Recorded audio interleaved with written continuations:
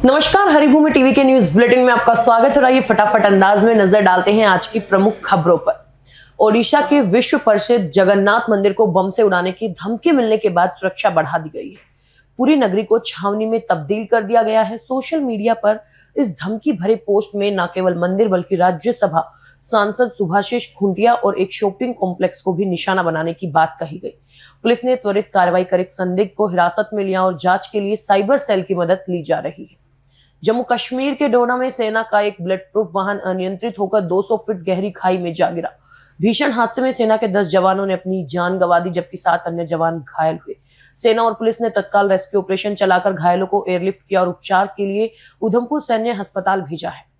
कांग्रेस नेता राहुल गांधी ने मनरेगा के मुद्दे पर कहा कि भाजपा सरकार गरीबों के काम के अधिकार को खत्म कर देश में लोकतंत्र की जगह राजा का शासन थोपना चाहती है। और राहुल ने केंद्र पर पक्षपात का आरोप लगाते हुए कहा कि विपक्ष शासित राज्यों के साथ भेदभाव किया जा रहा है। उन्होंने मजदूरों की स्थिति की तुलना कृषि कानून के समय के किसानों से कर एकजुट होने का आह्वान किया। प्रयागराज माघ मेले में स्वामी अविमुक्तेश्वरानंद और प्रशासन के बीच टकराव अब चरम पर है। 48 घंटे के भीतर मिले दूसरे नोटिस में प्रशासन ने उन्हें हमेशा के लिए मेले से प्रतिबंधित करने की चेतावनी दी है, जिस पर स्वामी जी ने सख्त जवाब भेजा है। इस बीच मुख्यमंत्री योगी आदित्यनाथ ने बिना नाम लिए कड़ा प्रहार कर कहा कि धर्म की आड़ में सनातन को कमजोर करने वाले काले नेमियों से सतर्क रहना होगा। परंपरा और सुरक्षा के नाम पर छिड़ी ये जंग अब सीधे तौर पर सरकार बनाम संत में तब्दील होती दिख रही है। आसमान छूती सोने और चांदी की कीमतों पर गुरुवार को ब्रेक लग गया। जी हां, अंतरराष्ट्रीय बाजार और घरेलू सराफा बाजार में आई भारी गिरावट के बाद चांदी करीब 15,000 रुपए प्रति किलो सस्ती होकर 3,03,000 रुपए पर आ गई। वहीं सोने के दाम में भी 2,700 रुपए से अधिक की कमी दर्ज की गई। विशेषज्ञों का मानना है कि मुनाफा वसूली और शेयर बाजार में आई तेजी के कारण कीमती धातु के दाम नीचे आए हैं। छत्तीसगढ़ के बालोदा बाजार में गुरुवार सुबह एक निजी स्पंज आयरन प्लांट में जोरदार ब्लास्ट से 6 श्रमिकों की जान चली गई, जबकि 5 अन्य बुरी तरह झुलस गए। चश्मदीदों के मुताबिक विस्फोट इतना भयानक था कि गर्म लोहा और जलता कोयला सीधे मजदूरों पर जा गिरा। फिलहाल प्रशासन ने प्लांट को सील कर दिया है और रेस्क्यू ऑपरेशन जारी है। देश के पहाड़ी राज्यों में भारी बर्फबारी के बाद अब मैदानी इलाकों में भी मौसम बिगड़ने वाला है। वेस्टर्न डिस्टर्बेंस के सक्रिय होने से उत्तर प्रदेश, राजस्थान और हरियाणा के 27 जिलों में तेज बारिश और 60 किलोमीटर प्रति घंटे की रफ्तार से हवाएं चलने का अलर्ट जारी है। वहीं हिमाचल और उत्तराखंड में ऑरेंज अलर्ट के बीच कड़ाके की ठंड पड़ रही है। चमोली में झरना पूरी तरह जम गया है। अगले 7 दिन उत्तर भारत के 9 राज्यों के लिए भारी रहने वाले हैं। भारत और यूरोपीय यूनियन के रिश्तों में एक नया अध्याय जुड़ने जा रहा है। ईयू ने भारत के साथ रणनीतिक रक्षा और सुरक्षा समझौते को अपनी आधिकारिक मंजूरी दे दी है। इस महत्वपूर्ण दिन पर अगले सप्ताह नई दिल्ली में होने वाले भारत ईयू शिखर सम्मेलन के दौरान हस्ताक्षर किए जाएंगे। और ये समझौता न केवल आतंकवाद के खिलाफ लड़ाई को मजबूत करेगा, बल्कि साइबर सुरक्षा और समुद्री सुरक्षा जैसे क्षेत्रों में भी सहयोग के नए द्वार खोलेगा।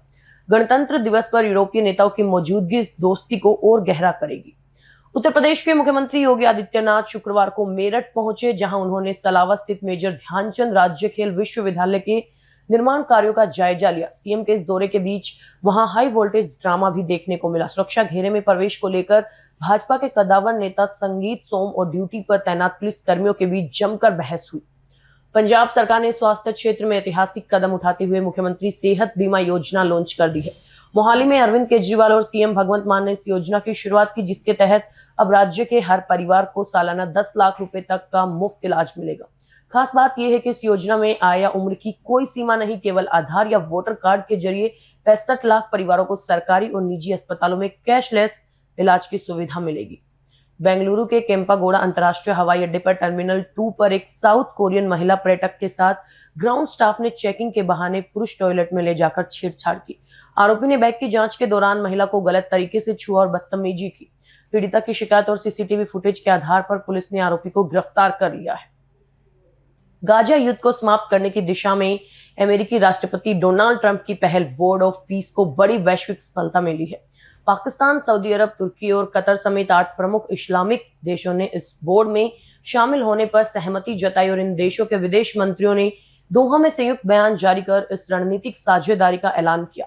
खास बात यह है कि रूसी राष्ट्रपति व्लादिमीर पुतिन भी इस बोर्ड का हिस्सा बनने को तैयार है, जो वैश्विक संघर्षों को सुलझाने के लिए ट्रंप के $1 अरब वाले इस महत्वाकांक्षी प्रोजेक्ट को मजबूती देगा। कानपुर के बहुचर्चित कुशाग्र कनौडिया हत्याकांड में कोर्ट ने ट्यूशन टीचर रचिता वत्स, उसके प्रेमी और दोस्त को उम्र कैद की सजा दी है। साल 2023 में 30 लाख की फिरौती के लिए छात्र का अपहरण कर बेरहमी से हत्या कर दी गई थी।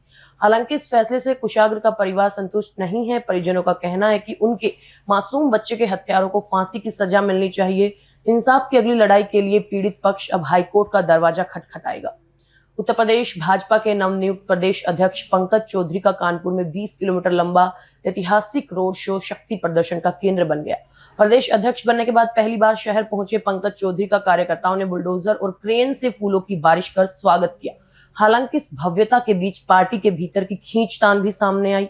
जाजमऊ में स्वागत बैनर लगाने को लेकर सतीश महाना और महेश त्रिवेदी के समर्थकों के बीच तीखी झड़प हो गई। जल, थल और वायु तीनों माध्यमों से हुए इस स्वागत ने आगामी राजनीतिक सरगर्मियां बढ़ा दी है।